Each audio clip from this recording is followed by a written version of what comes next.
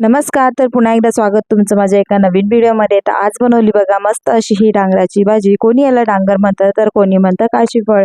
तर ही भाजी बनवण्यासाठी सगळं डांगर आधी मी ते चिरून घेतलं. डांगर चिरून झाल्यानंतर एका मिक्सरच्या भांड्यामध्ये भरपूर अशा मिरच्या आणि लसूण आता बारीक करून घेते.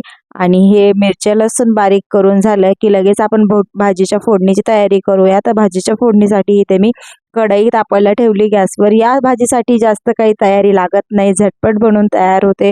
तर तेल तापल्यानंतर जिरे मोहरीची फोडणी दिली. जिरे मोहरी चांगली तडतडली की बारीक वाटून घेतलेली मिरची आणि लसूण तेलामध्ये परतवली. मिरची लसूण तेलामध्ये चांगली परतली की चिरून घेतलेलं सगळं डांगर जे ते यामध्ये परतून घ्यायचं, मिक्स करून घ्यायचं. थोडीशी हळद आणि मीठ घालून झाकण ठेवून हे डांगर जे ते वाफेवर शिजवायचं. तर आता हे मिरचीमध्ये डांगर सगळं चांगलं मिक्स करून झालं की यावर आता झाकण ठेवते आणि 4 ते 5 मिनटं वाफेवर होऊन देणार. यामध्ये पाणी वगैरे ॲड करायचं नाही, फक्त वाफेवरच हे डांगर जे ते छान शिजलं जातं.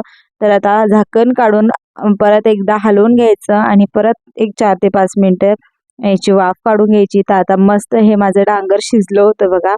त्यावरती थोडीशी कोथिंबीर घालायची, मिक्स करून घ्यायची. अशी ही माझी डांगराची भाजी बनवून तयार आहे. तुम्हाला जर माझे व्हिडिओ आवडत असतील तर प्लीज व्हिडिओला लाईक करा, शेअर करा, चॅनलला सबस्क्राईब करा. चला तर आपण भेटूया पुढच्या व्हिडिओमध्ये.